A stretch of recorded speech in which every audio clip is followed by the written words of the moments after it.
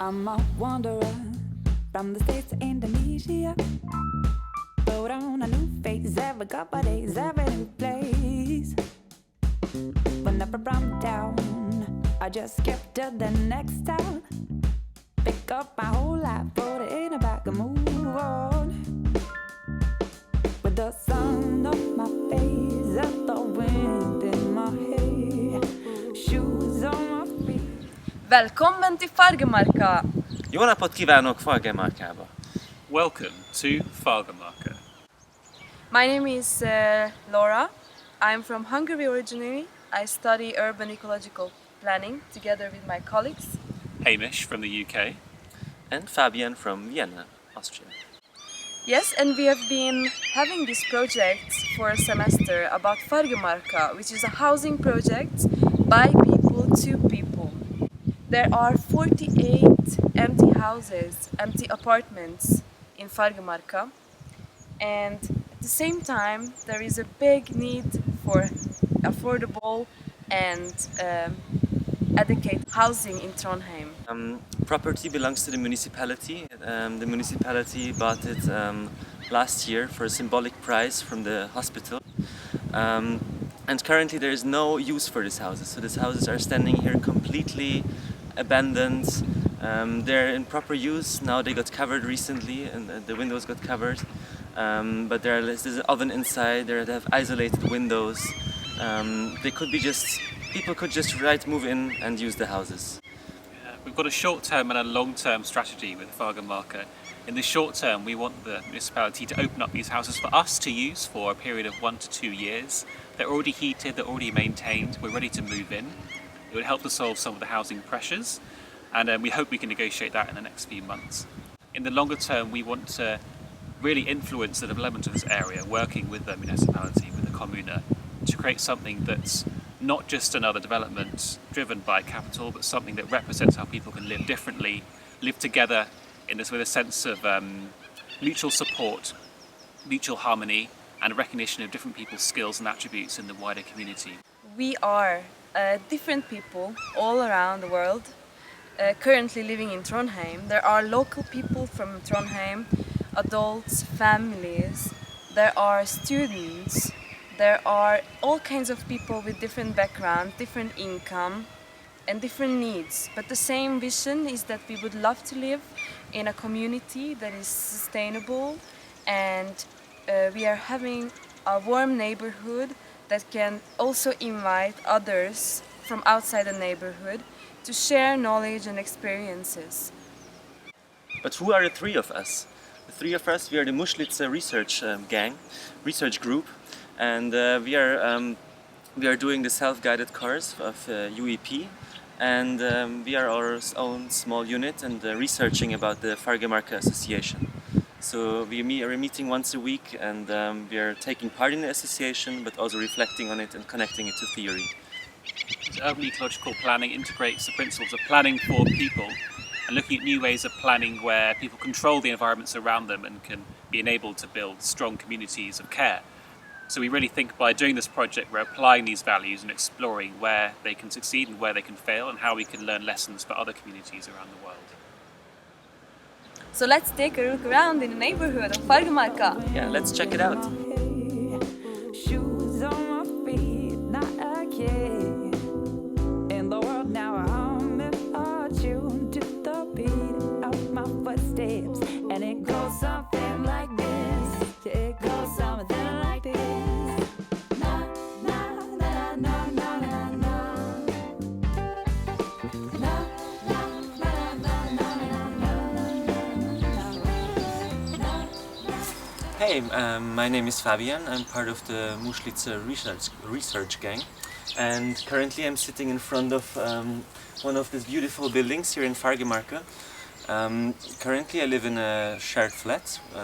Since like the last 5 years I share flats with other people, and I realized that I really support this lifestyle, and I can't imagine to live by myself or just not share things, because I think it's a waste of space if everybody has his or her detached house. which is often the case in Trondheim if you see like this big urban sprawl.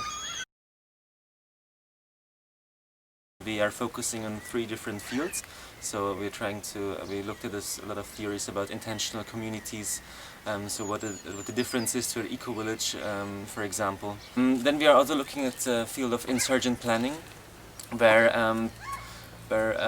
people take the planning into their hands, so it's a more participatory approach, which also the Trondheim community tries to do, and is also like a big goal of Fargemarka Boeliks project, since the planning is in the hand of the people, so we want to create, Fargemarka wants to create this place together. Then we also look to the field of self-organization, where Fargemarka is also a good example for it, since the idea raised up by squatting activities, so the people came out of their intention to create something together. So it's a very bottom-up approach. Going to the methods, we chose to use an auto-ethnographical approach. This means that we were part of the research itself. So we had our own intentions, like I said before. So we joined this association because out of our own interests as well. So we all could imagine to live here, for example.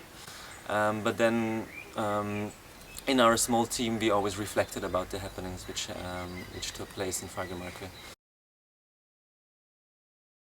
I think that Fargemarka gave me a very good opportunity to be part of a growing intentional community, and I think it was also a very interesting testing field, since we were like a very small group,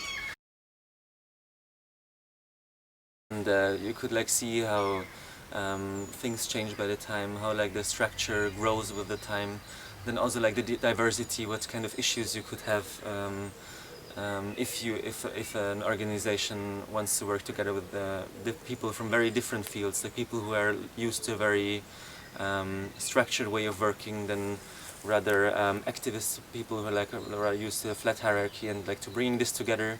I think these are challenges which are very interesting to work with.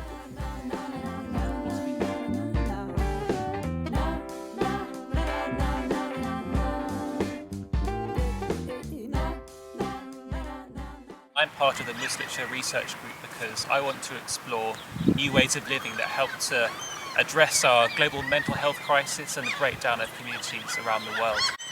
I've lived in 2 intentional communities for some periods, one in Scotland, one in South Africa, and both of them had their severe issues, and both of them also had their significant strengths. But I think if we're to address some of the problems in society, we have to really scale up and think about how can we all live together in different ways, where we value people as human beings rather than their ability to make a profit. And as part of the Fargemarka proposal, something we all want to do is transform this into a productive space. And we hope that by being a socially outward-looking project, we can bring in people from the hospital, bring in people that want to be part of a network in Trondheim, people that might especially be marginalised, like asylum seekers. In this study, we've been using an analytical autoethnographic approach. Autoethnography means full immersion of the researcher in the situation they're studying or the organisation they're studying. In that case, that's what we're doing. We're all part of the group for our own reasons, as we've talked about, and we're all full members, so we take part in all the activities. We've actively been leading meetings, been leading working groups, been critiquing what the group has done. And crucially, the fact that we're part of Fargemarka means it's different to how it would have been. The analytical part of analytical autoethnography means that we're looking at what we're doing in terms of the bigger picture, and what can we learn from Fargemarka that can be applied to intentional communities around the world. Being part of this approach has been quite tricky. We've had to balance a very hectic schedule in Fargemarka, organising meetings, organising workshops, running things like the art project, the gardening project, all whilst reflecting on our role in the process, taking notes, trying to apply academic theory to the work that we're doing. I think the biggest challenge for me in Fargemarka has, firstly, as I said, the tension between being immersed in the project but also documenting, recording it and reflecting on it at the same time. And also the difficulty in achieving something where people have different objectives. I think seeing how these people work together and negotiate themselves in this common space, in this self-organised space, has been very, very interesting. The approaches of different people have been very different. The activists, for example, prefer a more direct flat structure, whereas others prefer hierarchy and organisation. That's been very interesting to observe. It's been interesting to see how our proposals in terms of organising the meetings in a more rigid way have been taken up by others. I think one of the best things about being part of an auto-ethnographic study for me has been the sense of hope for intentional communities and seeing different people, especially students, older Trondheim residents, families, or what you might call activists, coming along every week and giving energy to the project, bringing ideas to the project and being willing to engage.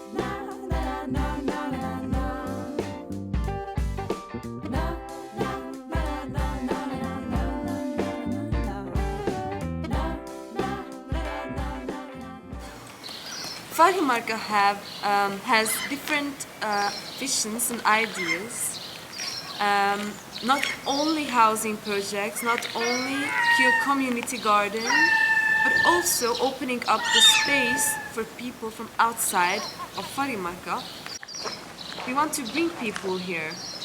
We want to bring people and give them the opportunity to do what they love here at Fargemarka, even if they don't live here. The Muslica team has been linking this project with the University of Trondheim, NTNU, and also bringing scientists from NTNU to the project to present, to have small workshops.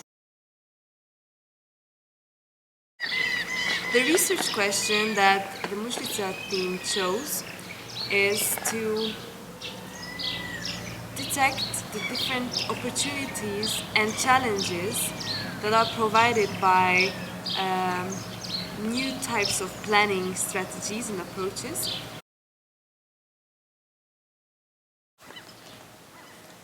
I've been interested in living in sustainable communities since I went to Norwegian folk school, and I lived together with other people and we shared household, we shared daily tasks, we shared common visions, and also it decreased the amount of effort that we needed to do, each of us, and it also led to bigger results. So for me, the biggest challenge has been probably that I've been a bit exhausted and tired after being engaged from both sides, trying to do good work, both from my personal interest and from an academic perspective.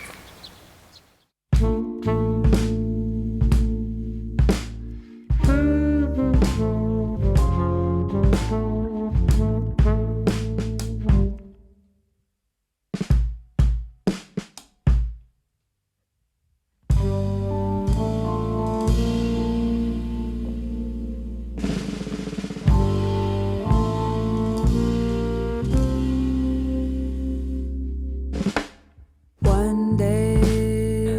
Where we are. Hi, my name is Mia Lena. I'm 24 years old and we're now in Svartlamon, like an experimental kind of part of Trondheim.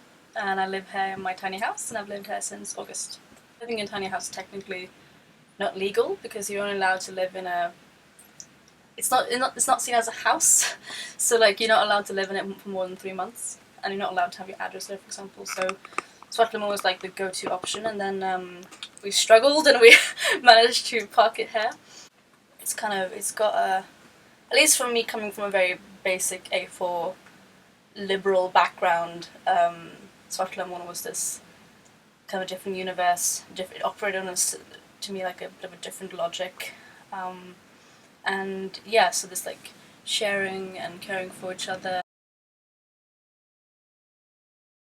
When I was younger, I imagined I would live in a house. Like, I'm from a farm, I'm from a big house. Like, I imagined that being a reality. And then the more into activism I got and the more different kind of alternative lifestyle, I realized that, oh, yeah, I'll never be able to kind of have my own place if I do go a traditional way of trying to buy something. And the rents are super high, and it would like mean that I have to have a life where I'd work all the time, for example, to maintain that. I feel like Norway, we have this idea of ourselves as a collective, and as like, yeah, like dugnad, and yeah, we help each other out, but like we have become like sneakily individualized, and I think, but I still think there's this kind of yearning for this idea of community, and that's kind of why Svartlamon, you see these things in practice. You see like on their private Facebook page, you can be like, "Hi, I need some sugars. Anyone got some sugar?" Like the classic example of that, and everyone goes, "Yeah, of course." And in these small little ways, you kind of share this common sense of vulnerability, and like realizing that I'm vulnerable, you're vulnerable, and together we can kind of help each other. We're only stronger when we're together. Having kind of power in the way you live and in your near surroundings and the things you interact with every single day is incredibly important, because it also represents having power in general in life, power over your reality, which is increasingly difficult, I feel. And I feel like a lot of people, especially my age and even younger people, feel this powerlessness, especially with the future. So, and feeling powerless in their relation to,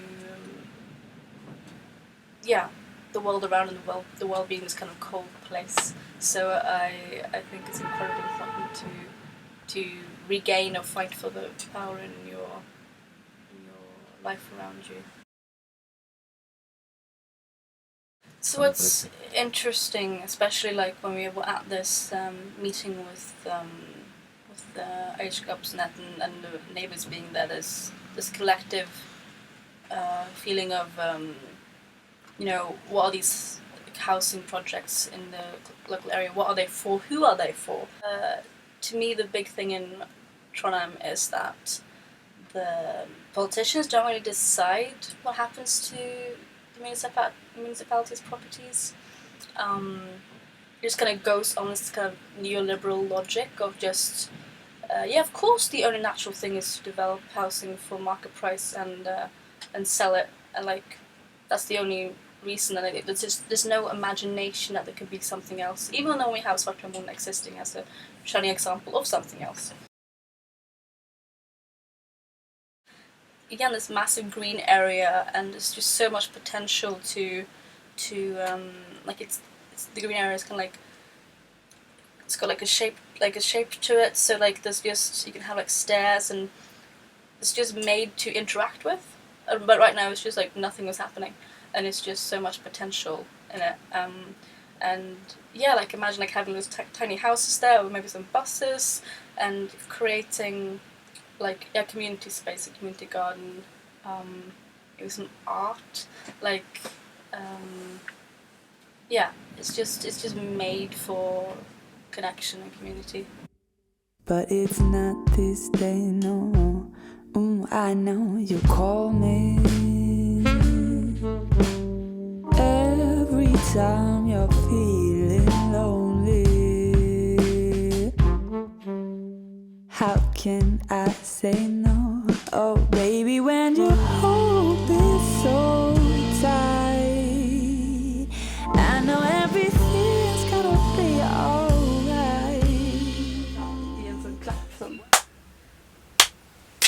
Nice. Okay. So my name is Colin. I am 23 and I just moved back to Norway from studying abroad. So I used to grow up in Svartlamon and now I've moved back here. from studying. I mean, there's a massive difference between living in Scotland and living somewhere else. Obviously, there are. I don't want to stress it's being too unique either. Like, obviously, it is in a lot of ways, but I think community can arise in many different places, and it's not like unique to an urban experimental living area to have like neighborly community. Though obviously that's a huge part of it. I think like maybe this having power over where you live and having power to like shape your immediate surroundings is one of the most important things. Just this like joy of being able to go outside your door and pick potatoes, to build stuff, to adapt stuff to how you want to live. Like everyone in Scotland rents, but you have more or less the same freedom to shape your flat that like someone who owns their home does. I am quite precarious and don't have a lot of control over a lot of aspects of my life, and it's like constant insecurity. There is something that becomes extra important about being able to shape your life in small ways. My motivation is very political. But also, obviously, so part of it is need. I personally have an incredibly precarious living situation. I live in a tiny house on wheels in Svartlamoen, and we will most likely be kicked out in summer because there's no room for tiny houses here, and more or less everyone who lives here in tiny houses or mobile homes are being kicked out because of a variety of factors all coming together. Fargemarka really started with us meeting this guy who was occupying the house and a couple of other people, mainly from like Svartlamoen, people who have been involved in this area, and then it gradually like expanded, and we obviously like drew from activists and people in these kinds of circles, but it also like is very quickly moved into like a very diverse thing. And I think we have, even though we are quite similar in terms of like having similar interests and a similar vision, like it's really astounding how similar our interests are in many ways, but the backgrounds of people is just like wildly different, to the point where I feel like it's sometimes very difficult to talk to people because you have completely different conceptions of what like basic things mean and what words are, and like how do you organize something. This is vastly different, and as someone who's used to like my organizing days started in academia, with like obviously there isn't, academia is not a monoculture, but of the academics who are in like humanities and do radical organizing, everyone has a very, very, very similar understanding of how the world works and a very similar vocabulary. You only meet like the kinds of people where you can communicate like this, and everyone has read the same stuff and are aware of the same authors, etc. And this is very different from organizing Fargemarka. The diversity is obviously also massively beneficial in many ways. It's just that it takes a bit longer sometimes to get to the space where you can collaborate in meaningful ways, because you need to get over this like communication hurdles in the beginning, and then you discover like one, that you have so much in common and so many similar interests and ideas, and the ways in which like everyone's experiences and perspectives are so incredibly useful, and everyone's resources can be pulled, and there's so we're definitely like a diversity of tactics kind of group where people have different things they can contribute, and it makes a beautiful soup. like the thing that I really like yearn for deep within my soul is having somewhere to park my house where I can go outside and be in this like wonderful green area. So I see the green area, I see us growing foods, and I imagine it's like it being transformed from this dormant these dormant structures into like essentially homes and spaces for people and for community. And that will take a little bit of time as well to like settle into. When you call my name, I find myself in all kinds of trouble, all kinds of trouble.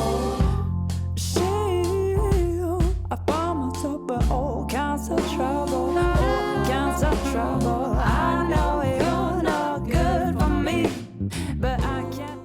Og så har jeg veldig lenge vært veldig opptatt av boligpriser, som jeg synes er helt idiotisk høy. Bare for at en eller annen eiendomsmegler et eller annet sted skal tjene penger, så koster det så mye i Norge å flytte inn i hus, at ungdom får ikke til det. Jeg fatter ikke og begriper hvordan folk i dag har råd til å komme inn på det markedet. Så jeg er litt sånn mer enn normalt opptatt av miljøvern, men det hørtes veldig sånn fint ut å kunne bruke bolig og boforhold mer aktivt inn i en sånn miljøtenkning da. Så det var veldig stor appell. Det å liksom bruke hus som er bygd, og som fungerer helt fint, og bruke dem skikkelig. Det virket for meg veldig sånn mye bedre enn å skulle begynne å lage nye flotte ting da. Jeg vil beskrive Fargemarka som et sted hvor folk faktisk kan leve, hvor tanken er at man lever livet og ikke bare bor det. Fremfor alt så vil jeg beskrive Fargemarka som et sted som har potensialet til å være et sted hvor det går an å bo billig. Det er en sånn bærekraftig idé da. Dette er ungdommene som da har satt i gang prosjektet, har jo bedt om å få hjelp, få støtte fra en større populasjon enn bare en gjeng ungdommer. Og det tror jeg kanskje er fint. Samtidig så, og jeg opplevde selv at det var veldig inspirerende. Det var noe av det som jeg likte veldig godt. Samtidig så var det for meg veldig uvant, fordi at det var en ungdomsaksjonistgruppe som var vant til å tenke at man gjorde noe ulovlig. Jeg ser Fargemarka som et forsøksområde som kan lære oss hvordan vi bør tenke bolig og boligsituasjon, ikke bare for ungdom, eller ikke bare for utsatte grupper, men for alle. Jeg ser Fargemarka som et prosjekt som har i seg å vise frem til resten av verden hvordan det går an å gjøre ting. Og jeg tror ganske sterkt på at når folk blir var hva Fargemarka er, så tror jeg det vil skape oppslutning. Folk vil komme til å skjønne at her er de inne på noe. Jeg tror Fargemarka har det i seg som liksom peker skikkelig fremover. Tusen takk. Var det bra? Ja! Sucker for trouble, baby. I know nothing good can come of this, but I can't say you didn't warn me. You keep telling me sorry. Oh, and I keep on telling myself not to worry about it.